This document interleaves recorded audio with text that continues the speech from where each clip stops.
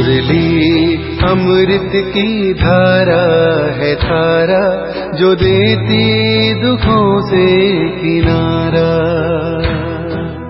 मुरली अमृत की धारा है धारा, जो देती दुखों से किनारा। भूले जीवन में हो जाए शिव बाबा मुरली में समझाए। भूले जीवन में हो जाए शिव बाबा मुरली में समझा। ओम शांति। आज की तारीख है 3 फरवरी 2022 की साकार मुरली। बाबा के महावाक्य। मीठे बच्चे सदा इसी रुहाब में रहो कि बाप हमको वापिस ले जाने के लिए आए हैं। अब सबको वापिस चलना है। प्रेषण। बच्चे इस समय सबसे बड़े ते बड़ा पुण्य कौन सा करते हो? उत्तर, अपना सब कुछ शिव बाबा के आगे समर्पण कर देना। यह है बहुत बड़ा पुण्य। सरेंडर कर पूरा श्रीमत पर चलने से बहुत ऊंच पद मिल जाता है। कौन सी एक नई बात मनुष्यों की बुद्धि में बहुत मुश्किल बैठती है?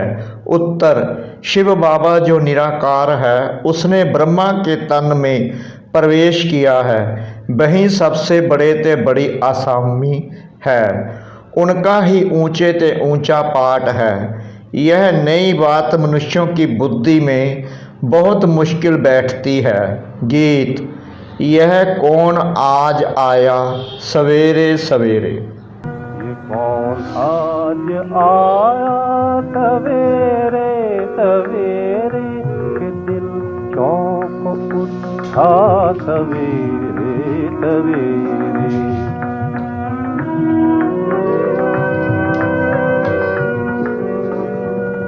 कहा रूप ने चाँद है चौधरी का, कहा रूप ने चाँद है चौधरी। ओम शांति। शिव बाबा बैठकर अपने बच्चों को समझाते हैं। बच्चे तो समझ गए हैं कि शिव बाबा निराकार है और हम आत्माएं भी निराकार हैं। उनको ही बैठ समझाते हैं।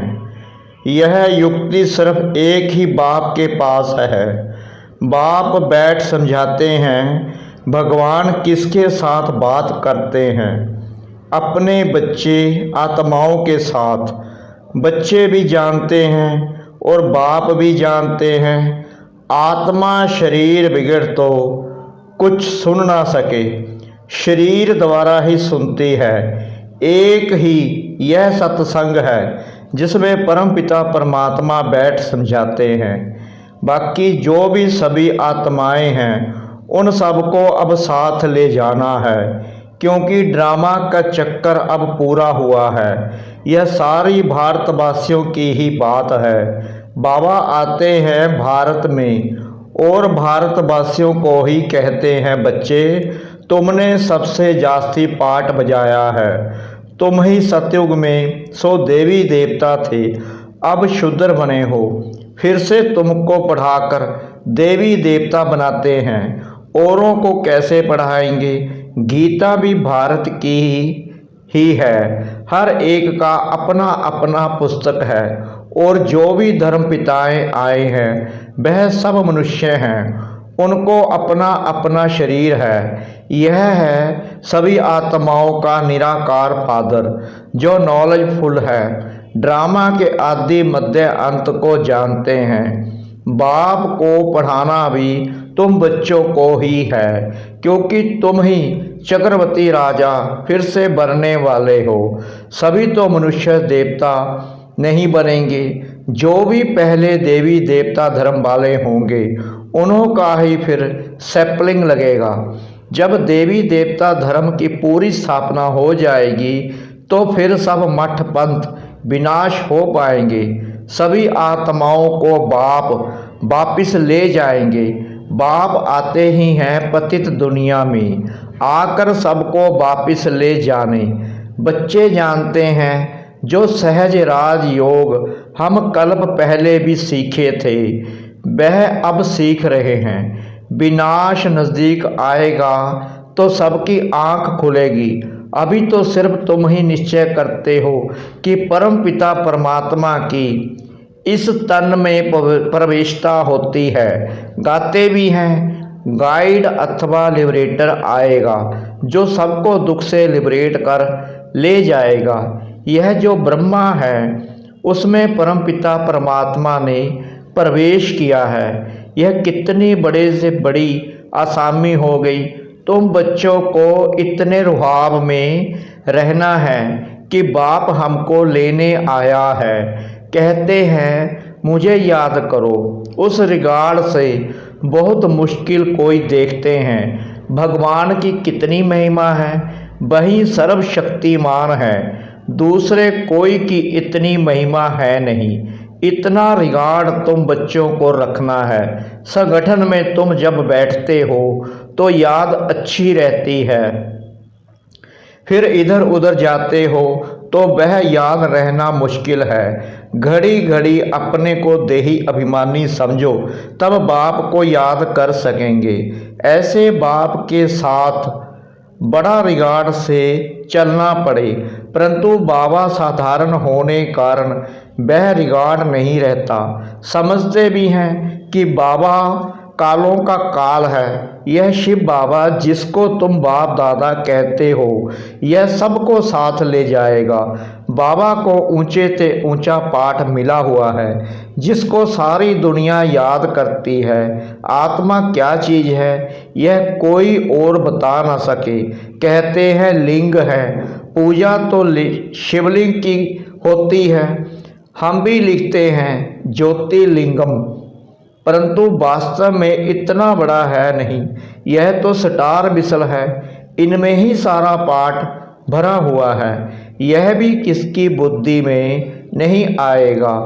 जब सुनेंगे आत्मा स्टार है, परमात्मा भी स्टार है, तो वंडर खाएंगे कि कितना वह ताकतवान इसमें प्रवेश होता है। जो पूरे 84 जन्म लेते हैं उसमें बैठ सारी नॉलेज देते हैं कि तुम आत्मा हो, तुम्हारे 84 जन्म अब पूरे हुए हैं। अब मुझे याद करो तो विक्रम विनाश होंगे। अभी तुम बच्चों को ख्याल में आता है कि आत्मा कितनी छोटी बिंदी है, उसमें 84 जन्मों का पाठ है जो अपने समय पर एक्यूरेट रिपीट करना ही है। परंतु शिव बाबा का सबसे ऊंचे से ऊंचा पाठ है। जैसे ड्रामा में राजा रानी को ऊंचा पाठ मिलता है ना, यह भी बना बनाया ड्रामा है जो रिपीट होता ही रहता है। और तुम बच्चे यह भी जानते हो तो ऊंचे से ऊंचे बाप को ऊंचे से ऊंचा पाठ मिला हुआ है। तुम्हें भी सारे बेहद का ड्रामा बुद्धि में है। बाबा सुप्रीम सोल कैसे साधारण तन में प्रवेश करते हैं। शास्त्रों में तो अर्जुन का रथ घोड़ा गाड़ी बना दिया है। रथ का अर्थ कितना बड़ा है, यह है उनका रथ। परमपिता परमात्मा खुद कहते हैं मैं इनमें प्रवेश कर तुमको सभी बातें समझाता हूँ। यह ज्ञान की बातें कोई शास्त्र आदि में नहीं है। शिव बाबा ने ब्रह्मा तन में प्रवेश किया है। यह बिल्कुल नई बात होने के कारण किसकी बुद्धि में बैठती नहीं है। अब बाप कहते हैं बच्चे देही अभिमानी बनो। अब तुमको परम पिता परमात्मा पढ़ाते हैं, उनको ही याद करना है। वह इस तन में बैठे हैं। इनको तुम दादा कहते थे, यह बाप दादा दोनों कंबाइंड हैं। तुम बाप दादा कह बुलाते हो ना, पहले बाप फिर दादा, फिर यह तुम्हारी माँ भी है। यह गुहा बातें समझाते हैं। यह है ब्रह्मपुत्रा नदी, यह सागर नहीं है। बड़े से बड़ी नदी इनको कहेंगे। फिर है सरस्वती, तुम हो ज्ञान सागर से निकली हुई ज्ञान गंगाएं। उन्होंने फिर वह चित्तर बना दिया है। ब्रह्मपुत्रा कहाँ से निकली यह उन्हों को क्या पता। फिर सिंध सरस्वती का भी नाम है, कुछ न कुछ थोड़ा बहुत शास्त्रों में है।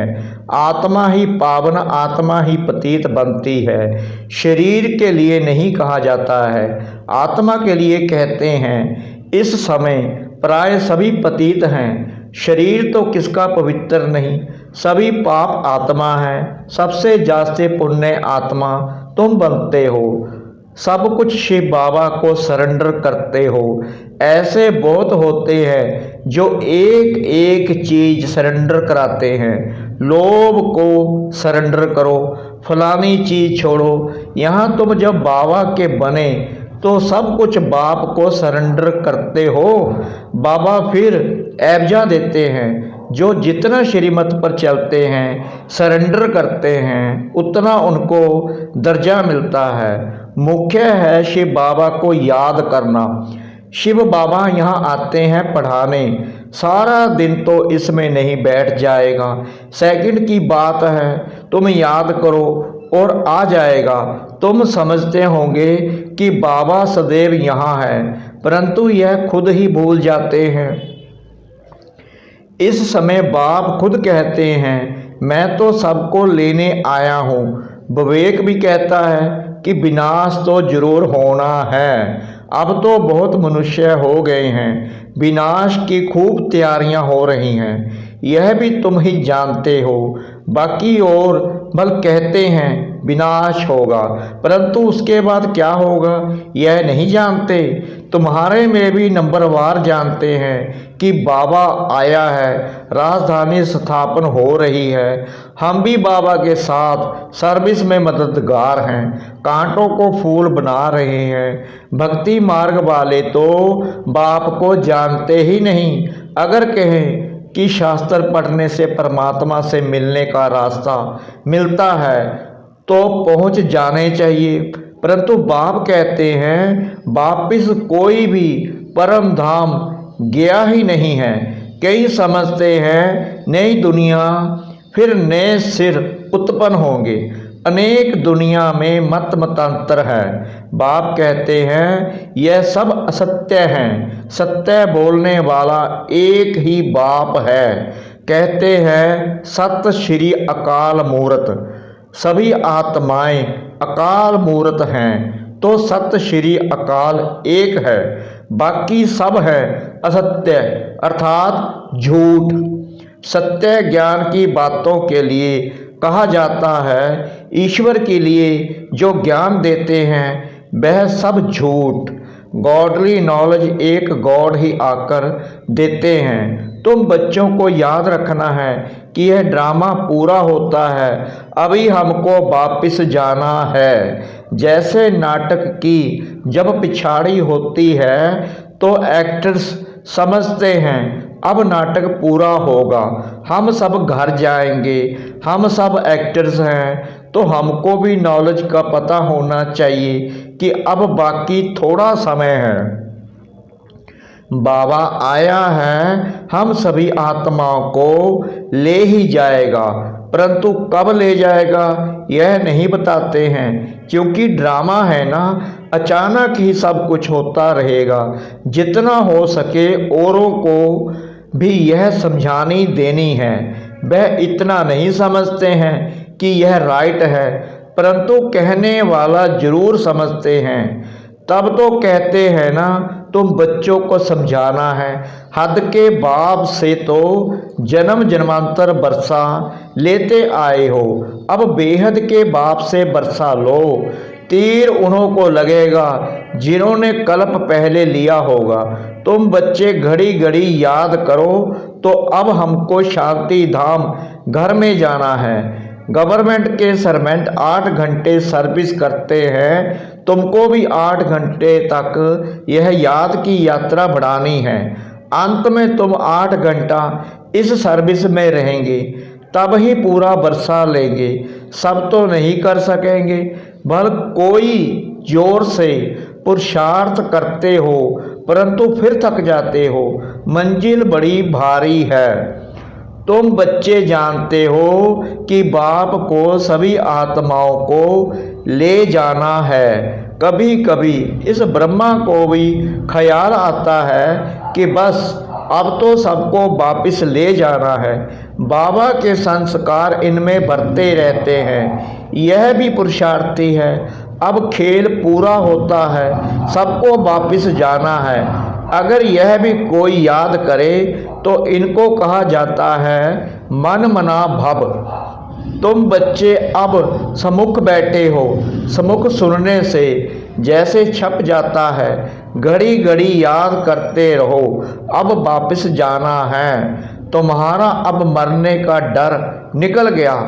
मरने से कब हिचकना नहीं है।